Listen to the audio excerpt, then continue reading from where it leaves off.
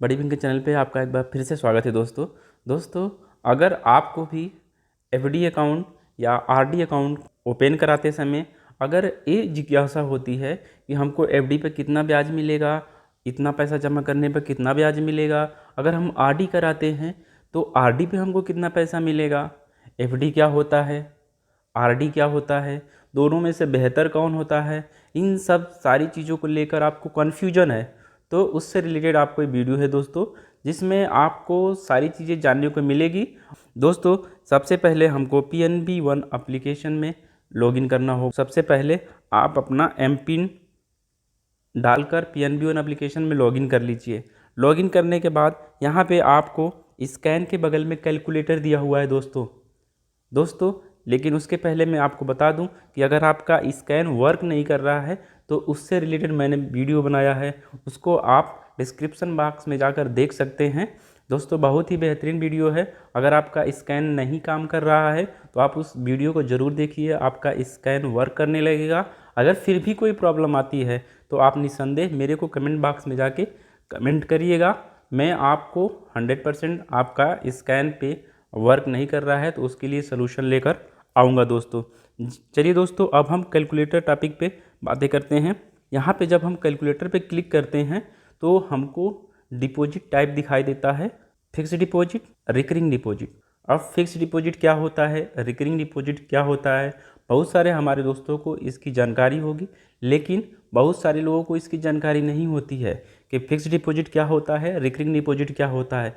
दोस्तों हम सबसे पहले इसको हम बता देते हैं कि फिक्स डिपॉजिट में आप एक अमाउंट एक निश्चित समय के लिए जमा करते हैं और जब वो समय पूरा हो जाता है तब जाकर आपको इंटरेस्ट का अमाउंट जोड़कर आपको पैसा आपको मिल जाता है। और रिकरिंग डिपॉजिट में क्या होता है, जैसे किसी के पास बहुत सारा पैसा नहीं है, वो बहुत सारा पैसा एक ही बार नहीं जमा कर सकता है तो छोटे छोटे टुकड़ों में पैसा जमा कर सकता है। जैसे कि 1000-2000 हर महीने जमा करना हो तो उसके लिए आपको रिकरिंग डिपॉजिट अकाउंट खुलवाना पड़ता है दोस्तों। इसमें आपको मंथली एक निश्चित अमाउंट जमा करना होता है एक निश्चित समय के लिए। जब आपका समय पूरा होता है तो आपको सभी अमाउंट्स को ऐड करके उस पर जो भी इंटरेस्ट मिलता है आपको पैसा मिल जाता है।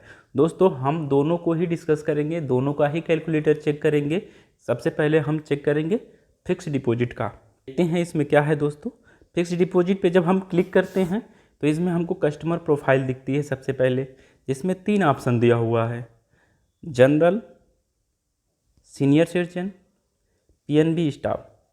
जैसा कि हम बता दें कि जनरल नॉर्मल कस्टमर होते हैं जो 60 साल से नीचे हैं उनको जनरल कस्टमर बोलेंगे। सीनियर सिटीजन्स जिनकी एज 60 एबव हो गई है उनको हम सीनियर सिटीजन्स बोलेंगे। और PNB स्टाफ तो आप समझ ही रहे हैं, पंजाब नेशनल बैंक के जो कर्मचारी हैं उनको PNB स्टाफ बोलेंगे। अगर आपको अकाउंट खुलाना है तो इन्हीं 3 ही ऑप्शन में से किसी एक में खुलाना होता है। दोस्तों हम जनरल पे बात करेंगे क्योंकि हमारे मैक्सिमम जो व्यूअर्स हैं वो जनरल कस्टमर हैं। यहाँ पे हम जनरल सेलेक्ट करेंगे। उसके बाद नीचे आपको 2 ऑप्शन दिखाई दे रहा है दोस्तों, एक है मैच्योरिटी और दूसरा है इनकम। अब ये 2 ऑप्शन क्यों दिया हुआ है दोस्तों, ऐसा इसलिए दिया हुआ दोस्तों, जब आप ब्रांच में एफडी ओपन कराने जाते होंगे तो वहाँ पे देखते होंगे कि जो ब्रांच के स्टाफ हैं आपसे पूछते हैं कि आपको एफडी किस टाइप का खुलाना है। मतलब जो एफडी का अमाउंट आप पैसा जमा कर रहे हैं उसका इंटरेस्ट आप मैच्योरिटी कंप्लीट होने पर लेंगे या फिर आप मंथली लेना चाहते हैं। जैसे बहुत सारे कस्टमर होते हैं जिनकी इनकम ज़्यादा नहीं होती है, उनके पास अगर कहीं से पैसा अगर ढेर सारा आ जाता है तो ऐसी एफडी कराते हैं जिसमें उनको मंथली पैसा मिलता रहे और उनका जो एक्चुअल अमाउंट है वो ऐसे ही बना रहे। तो दोस्तों इसीलिए इसमें 2 ऑप्शन दिया हुआ है। अगर आप मंथली इनकम चाह रहे हैं तो आप इनकम वाले ऑप्शन को सेलेक्ट करेंगे, अदरवाइज आप मैच्योरिटी ऑप्शन पे सेलेक्ट करेंगे। हम दोनों को देखेंगे। सबसे पहले हम मैच्योरिटी पे क्लिक करते हैं।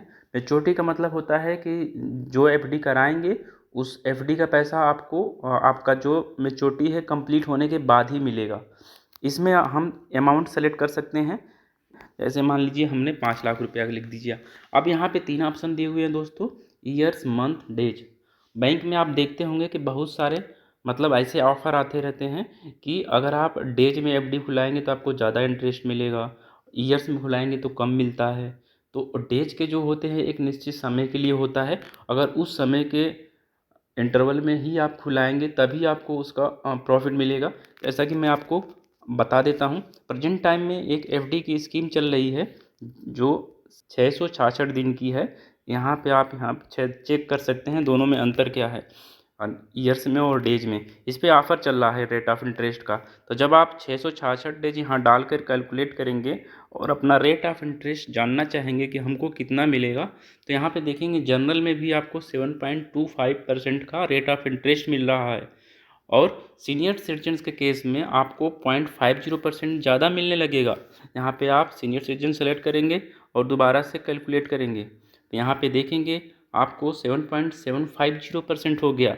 वहीं अगर स्टाफ के केस में करेंगे 0.50 और एक्स्ट्रा हो जाएगा और आपका जो रेट ऑफ इंटरेस्ट है 8.25% हो जाएगा। तो ये 666 डे जो है दोस्तों, ये ऑफ़र के तहत आता है। आप ब्रांचों में जाएंगे तो ऐसा होता रहता है कि इस समय कोई ऑफ़र की एफडी चल रही है कि नहीं, उसको आप पता कर लीजिए और यहाँ से उसको सेलेक्ट करके अपना रेट ऑफ इंटरेस्ट चेक कर सकते हैं। और दूसरा होता है जो नॉर्मल हम एफडी खुलाते हैं ईयर्स में, उस पर रेट ऑफ इंटरेस्ट थोड़े कम होते हैं जो स्पेशल ऑफ़र में एफडी आती हैं उससे। जैसे कि यहाँ हमने मान लीजिए 10 साल के लिए एफडी ओपन करा रहे हैं, 10 साल के लिए जनरल में हम एफडी ओपन करा रहे हैं, तो देखते हैं रेट ऑफ इंटरेस्ट कितना मिलता है। यहाँ पे देखिए आपको रेट ऑफ इंटरेस्ट 7.50, लेकिन स्टाफ के केस में है, हमको जनरल के केस में सेलेक्ट करना है दोस्तों। यहाँ पे हम कैलकुलेट करेंगे और चेक करेंगे कि हमको देखिए रेट ऑफ इंटरेस्ट 6.50 हो गया। अभी हम 666 दिन की एफडी का रेट ऑफ इंटरेस्ट चेक कर रहे थे तो हमको 7.25% मिल रहा था। डिफरेंस आप देख सकते हैं, वो ऑफ़र के तहत था इसलिए उसमें ज़्यादा मिल रहा था। अदरवाइज अगर नॉर्मल एफडी आप खुलाते हैं सिंपल ईयर्स में तो आपको 6.50 का रेट ऑफ इंटरेस्ट मिलेगा। वहीं सीनियर सिटीजन्स के केस में 7% हो जाएगा क्योंकि उनको 0.5% ज़्यादा मिलता है जनरल से। वहीं पीएनबी स्टाफ अगर कोई है तो उनको 1% ज़्यादा मिलता है जनरल जो कस्टमर होते हैं उनसे। 7.50 हो गया। अब हम सेलेक्ट करेंगे इनकम ऑप्शन को और इसमें देखेंगे कि क्या फीचर्स हैं कैलकुलेटर से रिलेटेड। यहाँ पे जब हम इनकम पे सेलेक्ट करते हैं तो इंटरेस्ट पेमेंट फ्रीक्वेंसी आ जाता है दोस्तों। जैसा कि मैंने आपको बताया कि अगर आप एफडी से अगर आप चाह रहे हैं कि आपको मंथली या क्वार्टरली पैसा चाहिए तो उसके लिए आपको इनकम ऑप्शन पे क्लिक करके अपना रेट ऑफ इंटरेस्ट चेक करना होगा। अब यहाँ पे हम मंथली सेलेक्ट कर लेते हैं। मंथली हमको पैसा चाहिए, हम 5 लाख की एफडी करा रहे हैं 10 साल की, लेकिन हमको पैसा ब्याज का मंथली चाहिए। तो हम इनकम सेलेक्ट करेंगे, मंथली सेलेक्ट करेंगे और यहाँ कैलकुलेटर पे क्लिक कर देंगे और देखेंगे कि हमको रेट ऑफ इंटरेस्ट क्या मिलेगा। देखिए यहाँ पे 6.50 रेट ऑफ इंटरेस्ट है। मेच्योरिटी अमाउंट 5 लाख का 5 लाख ही है क्योंकि आपको जो ब्याज का पैसा है हर महीने मिल रहा है।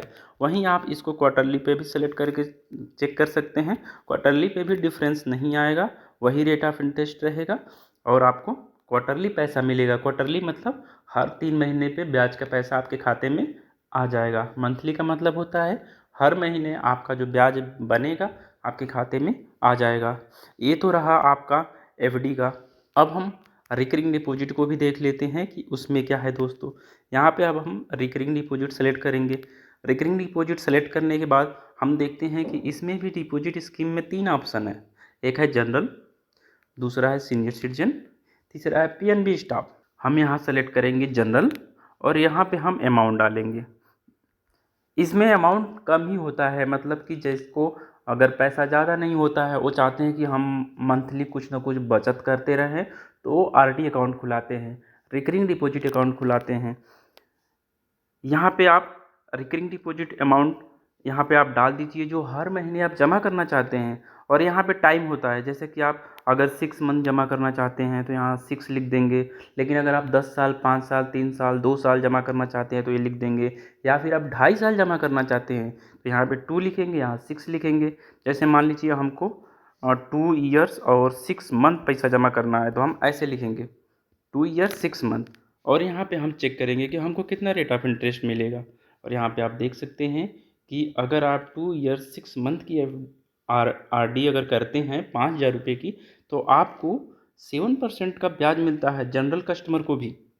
दोस्तों ये स्कीम के तहत होता है तभी रेट ऑफ इंटरेस्ट इसमें ज़्यादा दिखा रहा है। अभी अगर आप इसको 2 ईयर्स कर देंगे तो देखिएगा जनरल के केस में रेट ऑफ इंटरेस्ट बदल जाएगा, 6.80 हो गया। तो जब आरडी जो होता है डेज या मंथ में या एफडी डेज या मंथ में जाने लगता है तो वो एक स्कीम के तहत रहता है, इसलिए उस पर रेट ऑफ इंटरेस्ट कम या ज़्यादा होता रहता है। उसको आप यहाँ से इजीली चेक कर सकते हैं। और यहाँ पे अलग अलग आपका जो डिपॉजिट स्कीम है जैसे general, senior citizen, PNB star, इसको भी आप चेंज करके देखेंगे तो इसमें भी आपका ज़्यादा डिफरेंस नहीं दिखाई देगा।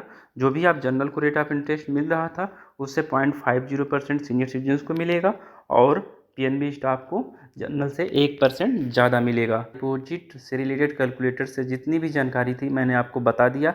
आपको वीडियो कैसा लगा मुझे कमेंट बॉक्स में कमेंट करके ज़रूर बताइएगा और मेरे चैनल को सब्सक्राइब करना मत भूलिएगा। थैंक यू दोस्तों, thank you for watching my video.